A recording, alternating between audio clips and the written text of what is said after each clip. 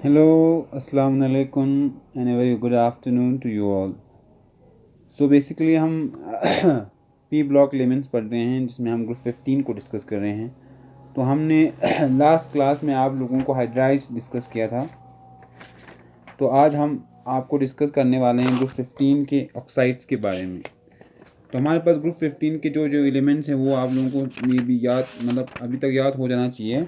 चलो एक बार फिर से रिवाइज करते हैं। हमारे पास ग्रुप 15 में हमारे पास जो जो एलिमेंट्स हैं उनको, तो हमारे पास ग्रुप 15 में एलिमेंट है नाइट्रोजन, फॉस्फोरस, आर्सेनिक, एंटीमनी और बिस्मथ, जिनका नाइट्रोजन का हमारे पास एटॉमिक नंबर 7 है, फॉस्फोरस का आपके पास 15 है, आर्सेनिक का आपके पास 33 है, बिस्मथ का आपके पास एंटीमनी का आपके पास 51 है और बिस्मथ का आपके पास 83 है। तो ये आपके पास ग्रुप 15 एलिमेंट्स हैं। आज हम पढ़ेंगे कि ये ऑक्सीजन के साथ रिएक्ट जब करते हैं तो ये क्या बनाता है। तो जब ग्रुप 15 जितने सारे हमारे पास एलिमेंट्स हैं, जब ये ऑक्सीजन के साथ रिएक्शन करते हैं तो ये मेनली ऑक्साइड्स बनाते हैं। जितने हमारे पास ग्रुप 15 एलिमेंट्स हैं वो डायरेक्टली या इनडायरेक्टली आपका ऑक्साइड्स बना देते हैं। और वो ऑक्साइड्स बनाने का जो पैटर्न होता है या फॉर्म होता है वो E2O3 या E2O5। ई क्या है? ई आपके पास ग्रुप 15 के एलिमेंट्स हैं। E2O3 को हम ट्राईऑक्साइड कहते हैं, ट्राईऑक्साइड। E2O5 को हम पेंटाऑक्साइड्स कहते हैं।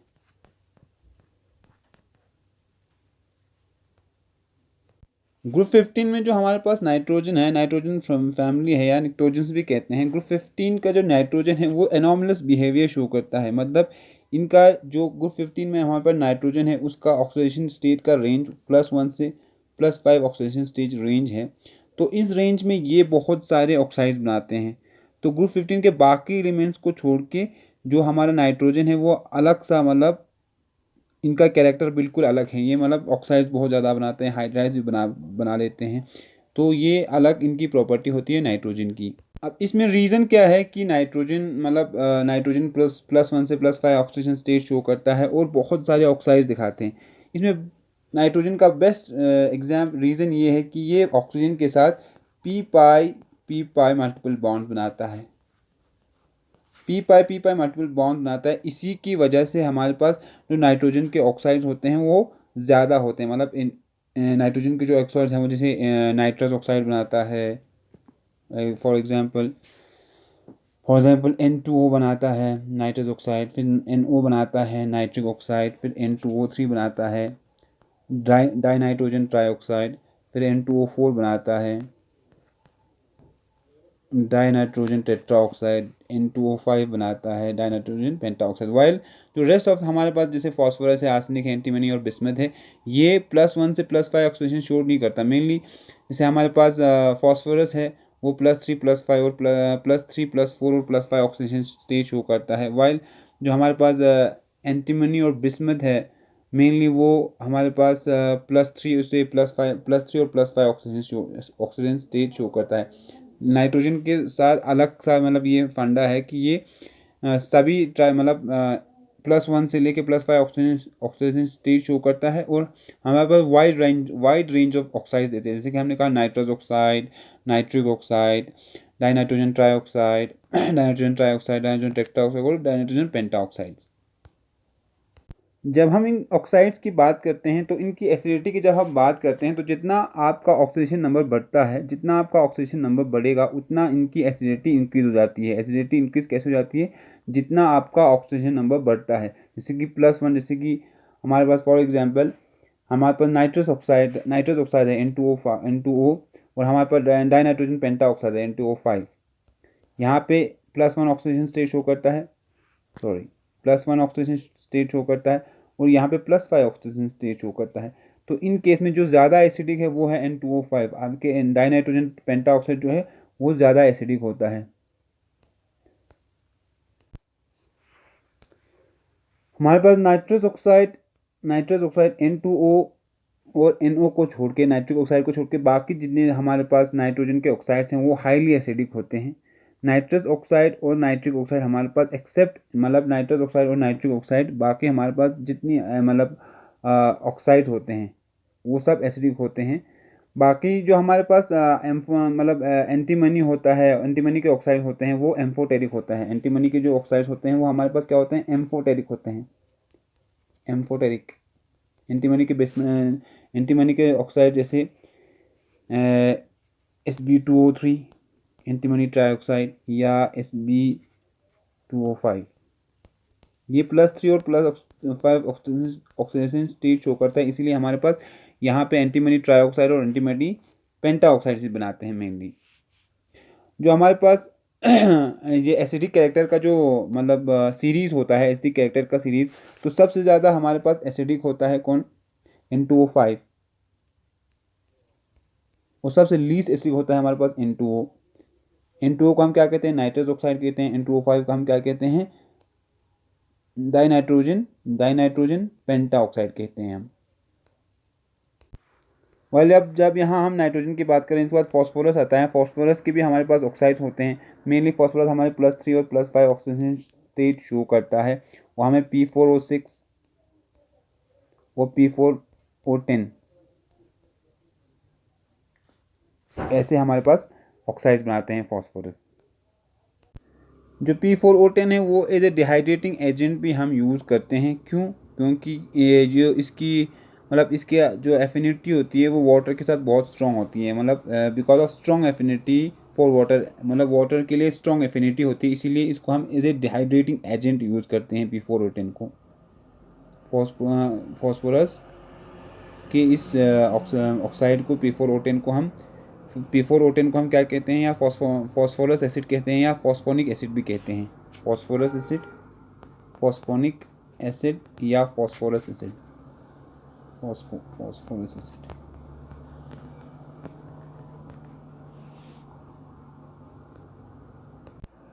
ये था हमारा मेनली ऑक्साइड्स के बारे में, ग्रुप 15 के ऑक्साइड्स के बारे में, जिसमें हमने बताया कि जितना आपका ऑक्सीडेशन नंबर बढ़ता है उतना ही आपका जो एसिडिक कैरेक्टर होता है वो इंक्रीज हो जाता है।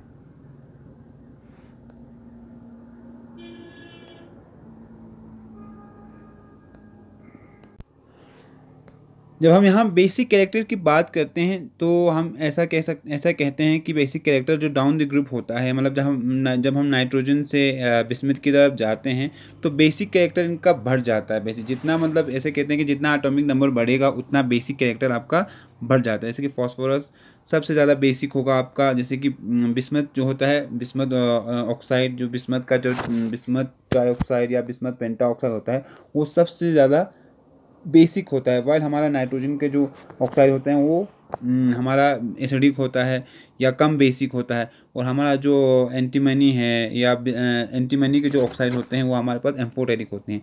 तो जब बेसिक कैरेक्टर की बात करते हैं हम, जब बेसिक कैरेक्टर की बात करते हैं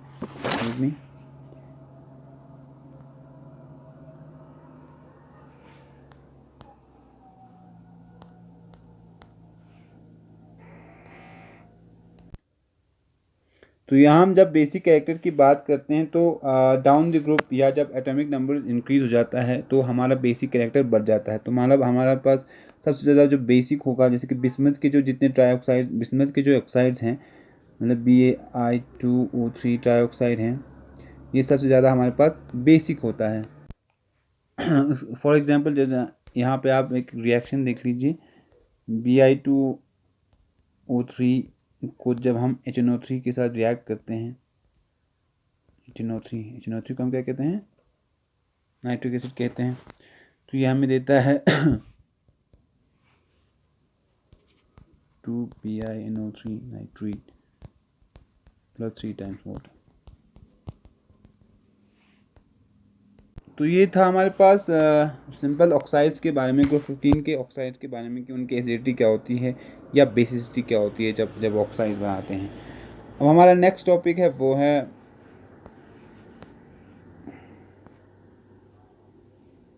हेलाइड्स के बारे में, या ग्रुप 15 जो ग्रुप 15 के एलिमेंट्स है जब ये हेलोजेंस के साथ रिएक्ट करते हैं तो हेलाइड्स बनाते हैं। तो इनका जो रिएक्टिविटी के बारे में हम आपको थोड़ा बहुत बताएंगे। जो ग्रुप 15 के एलिमेंट्स होते हैं वो मेनली हमारे पास दो टाइप के हेलाइड्स बनाते हैं, MX3 ट्राइहेलाइड्स, MX3 एक्स का एक्स है हमारे पास हेलोजेंस, और में MX5 ये ट्राइहेलाइड्स और ये पेंटाहेलाइड्स। मेनली एम हमारे पास ग्रुप 15 के एलिमेंट्स हैं, एक्स हमारे पास हेलोजेंस हैं। एक्स हमारे पास हेलोजेंस में क्या क्या है, जैसे फॉर एग्जांपल फ्लोरीन है, क्लोरीन है, ब्रोमीन है, आयोडीन है, और ई में हमारे पास नाइट्रोजन है, फॉस्फोरस है, आर्सेनिक है, एंटीमनी है और बिस्मथ है। तो हेलाइड्स किस टाइप के बनाते हैं, MX3 ट्राइहेलाइड्स और पेंटाहेलाइड्स टाइप के हमारे पास हेलाइड्स बनाते हैं ग्रुप 15 एलिमेंट्स। ट्राइहेलाइड्स जब यहाँ ट्राइहेलाइड्स और पेंटाहेलाइड्स की बात कर रहे हैं तो ट्राइहेलाइड्स हमारे पास ग्रुप 15 में जितने एलिमेंट्स हैं वो सभी ट्राइहेलाइड्स बनाते हैं, और पेंटाहेलाइड्स भी सभी एलिमेंट बनाते हैं एक्सेप्ट नाइट्रोजन। नाइट्रोजन हमारे पास पेंटाहेलाइड्स नहीं बनाते हैं, क्योंकि हमारे पास नाइट्रोजन में due to absence of d orbitals, nitrogen में हमारे पास डी ऑर्बिटल की एब्सेंस की वजह से, डी ऑर्बिटल की एब्सेंस की वजह से हमारे पास जो हमारे पास नाइट्रोजन होता है वो पेंटाहेलाइड्स नहीं बनाते हैं, वाइल जितने बाकी हमारे पास एलिमेंट्स है ग्रुप 15 में वो सभी हमारे पास ट्राइहेलाइड्स और पेंटाहेलाइड्स दोनों बनाते हैं। वाइल जब यहाँ हम हेलाइड्स की बात कर रहे हैं तो यहाँ पे और एक एक्सेप्शन है, जिसमें एक्सेप्शन वो है कि बिस्मथ के केस में, बिस्मथ का जो हमने कहा था कि बिस्मथ +3 और +5 ऑक्सीडेशन स्टेट दोनों शो करता है, तो as compare to +5 +3 oxidation state ज़्यादा स्टेबल होता है बिस्मथ में, क्योंकि इनर्ट पेयर इफेक्ट की वजह से +3 ऑक्सीडेशन स्टेट ज़्यादा स्टेबल होता है। तो बिस्मथ भी हमारे पास पेंटाहेलाइड्स नहीं बनाते हैं, या पेंटाहेलाइड्स जो बनाते हैं वो कम स्टेबल होता है, वाइल ट्राइहेलाइड्स हमारे बिस्मथ का जो ट्राइहेलाइड्स बनाते हैं वो ज़्यादा स्टेबल होता है हमारे बिस्मथ में। चलो अब यहाँ हम ट्राइहेलाइड्स और पेंटाहेलाइड्स को सेपरेटली डिस्कस करते हैं। Excuse me. ट्राइहेलाइड्स का मतलब हुआ MX3। M आपके पास कोई भी आपका ग्रुप 15 का एलिमेंट है और X आपके पास कोई हेलोजन है। इस टाइप का अगर कोई आपको हेलाइड दिखे, जैसे कि फॉर एग्जांपल NH3 आपके पास हेलाइड है, PH3 आपके पास ट्राइहेलाइड है, तो इस टाइप के एग्जाम्पल्स को हम कहते हैं ट्राइहेलाइड्स। तो हमारे पास ग्रुप 15 के जितने एलिमेंट्स हैं वो सभी हमारे पास ट्राइहेलाइड्स बनाते हैं। अब यहाँ पे हमने कहा स्ट्रक्चर की बात कर रहे हैं कि ट्राइहेलाइड्स का स्ट्रक्चर कैसे होता है, तो ग्रुप 15 के हमारे पास एलिमेंट्स हैं जितने, ग्रुप 15 के जितने सारे एलिमेंट्स हैं नाइट्रोजन से लेके बिस्मथ तक या एंटीमनी तक, तो उसमें क्या होता है कि हमारे पास इलेक्ट्रॉनिक कन्फिग्रेशन जो होता है, इलेक्ट्रॉनिक कन्फिग्रेशन ग्रुप 15 का वो होता है NH2 NP3। तो ये NP3 लास्ट शेल में आपके पास 5 इलेक्ट्रॉन्स हैं आपके पास। तो मेनली जो हमारे पास वैलेंस शेल है उतने हमारे पास नंबर ऑफ बॉन्ड्स भी होते हैं। तो जितना यहाँ पे मेनली जो बॉन्डिंग होगी या हाइब्रिडाइजेशन होगी वो हमारे पास ग्रुप 15 में वो sp3 टाइप हाइब्रिडाइजेशन होगी। अब जितने सारे ग्रुप 15 के एलिमेंट्स है वो हमारे पास sp3 हाइब्रिडाइजेशन होता है। जो sp3 हाइब्रिडाइजेशन की बात कर रहे हैं तो sp3 हाइब्रिडाइजेशन में जो हमारे पास 4 ऑर्बिटल हैं, 3 p के और 1 s के, तो उनमें से 3 ऑर्बिटल जो होता है वो 2p ऑर्बिटल के साथ हमारे पास ओवरलैप करता है और sp3 हाइब्रिडाइजेशन बनाता है।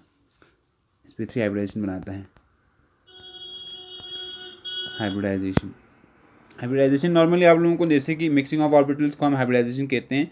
बेसिक्स आपके पास, अगर आपके पास थोड़ा बहुत इसके बारे में पता है तो आप जान सकते हैं, नहीं तो हाइब्रिडाइजेशन को आप थोड़ा बहुत देख लें कि कैसे हाइब्रिडाइजेशन होता है, डिफरेंट ऑर्बिटल्स का कैसे कम्बिनेशन होता है, उसी चीज़ को आप इंटरमिक्सिंग ऑफ ऑर्बिटल्स को हम कहते हैं हाइब्रिडाइजेशन नॉर्मली।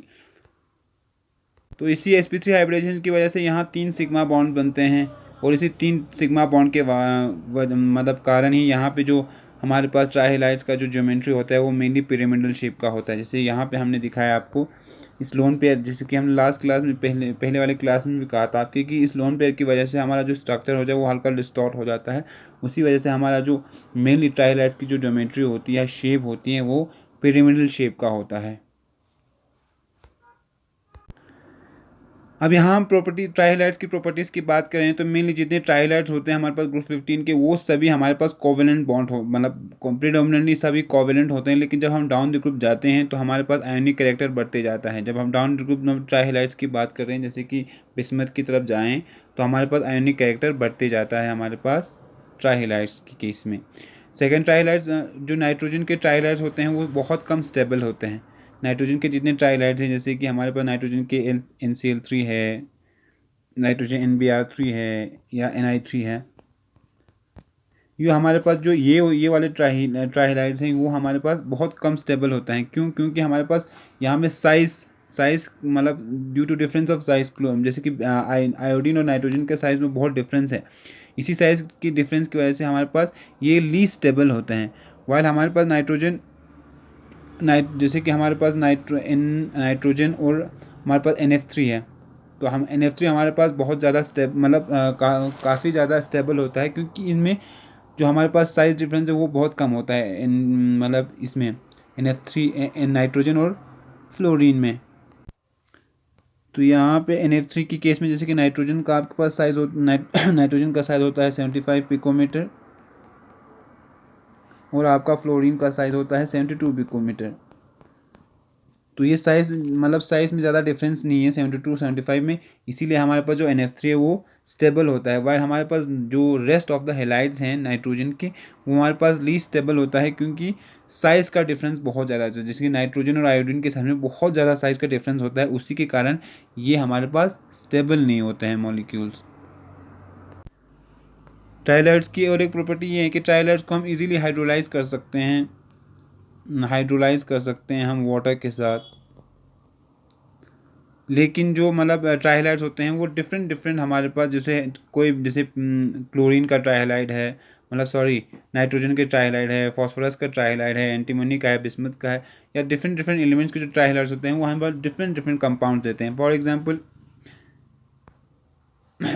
यहाँ पे मैंने एक 2 लिखा है ट्राइहलाइड, और एक देख लीजिए आप, जैसे कि SbL3 है आपके पास।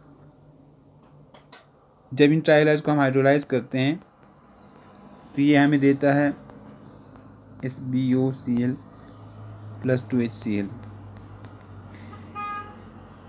इनको कहते हैं हम एंटीमनी ऑक्सीक्लोराइड। तो हम हर एलिमेंट, जैसे कि यहाँ पे अमोनिया दिया, यहाँ पे फॉस्फोरिक एसिड कह सकते हो, या फॉस्फोरस एसिड भी कहते हैं इसको, फॉस्फोरिक एसिड या फॉस्फोरस एसिड। तो हमारे पास जितने हमारे पास हेलाइड्स हैं, डिफरेंट जो हेलाइड मतलब डिफरेंट हेलाइड्स हैं हमारे पास डिफरेंट एलिमेंट्स के, तो अलग अलग हमारे पास इनके प्रोडक्ट्स होते हैं। तो ये था आज का हमारा टॉपिक। होप आप लोगों को समझ में आया हो। होप कि आप लोगों को मतलब आप लोग ऑनलाइन क्लासेस ज्वाइन करें, तो ज़्यादातर हम वही बताएंगे कि आपको कैसे कोई रिएक्शन प्रोसीड होता है। तो thanks for the time and thanks for the session.